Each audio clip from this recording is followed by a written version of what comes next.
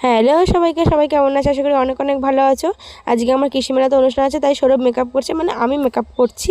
তো আমাকে হেল্প করছিল, আমাকে পুরো সাজানোর জন্য হেল্প করলো। আমি রেডি হয়ে গেছি, এখন বেরিয়ে পড়েছি মেলার উদ্দেশ্যে। আমরা দুজনেই যাচ্ছি, আমার মা কেউ যাচ্ছে না। অনেক কষ্টে টোটো ধরে এসেছিলাম, কিন্তু গেট পড়ে গেছিলো, এমনিতেই আমার লেট হয়ে গেছিলো। তারপরে আসলাম মেলায়, দেখলাম যে আগের দিনের তুলনায় একটুখানি বেশি ভিড় আছে। আর আমাদের কি বলতো, মানে লোকজন না থাকলে একটুও মন হয় না যে নাচার জন্য। এসে দেখলাম নাচ শুরু হয়ে গেছে, এটা আমার স্যার, আমার গুরু। তারপরে আমার বান্ধবীদের নাচ হলো। তারপর আমি আর সৌরভ ঘুরতে গেলাম, দিয়ে দুটো পিঠে খেলাম, পিঠে খেয়ে আমার নাচ হলো।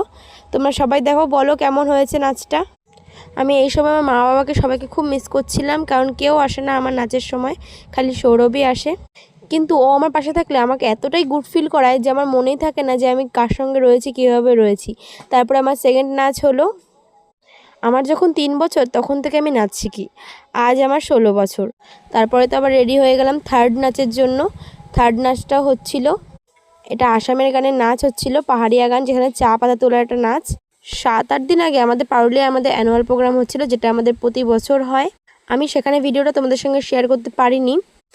আমাদের অনুষ্ঠান শেষ হয়ে গেছিলো রাত 9:30টার মধ্যে, কারণ শীতের রাতে মানুষ থাকে না। আমাদের এই নাচটার সময় বেশি মানুষ ছিল না, তাই একটু কষ্ট হচ্ছিল, বাট নিজেকে সামলে নিতে হয়েছিল। আর কি বলতো, শীতের রাতে নাচ করার পর কেউ হাত তেলেও দেয় না, এর জন্য খুবই কষ্ট লাগে। মানে ওদের সোয়েটারের ভিতর দিয়ে হাতটা বেরোতে চায় না। যাই হোক, নাচ করে বেরিয়ে ওকে জিজ্ঞেস করলাম কেমন লাগলো, বললো খুব ভালো হয়েছে। তারপরে তো ড্রেস চেঞ্জ করে নিলাম আর বেরিয়ে পড়লাম বাড়ির উদ্দেশ্যে। দাদা নিতে এসেছিলো আমাদেরকে, কিন্তু যাওয়ার পথে কিনে নিলাম বাদাম। আর সৌরভ আমাকে একটা ব্যাগ আর নানান যাবতীয় জিনিস কিনে দিয়েছিল। পুচকুর জন্য একটা খেলনা নিলাম আর চলে গেলাম বাড়ির দিকে। বাড়ির দিকে যাওয়ার পথে সবাই খেয়ে নিলাম মোমো। মোমো খেয়েই তো আমরা সৌরভদের বাড়িতে ঢুকলাম।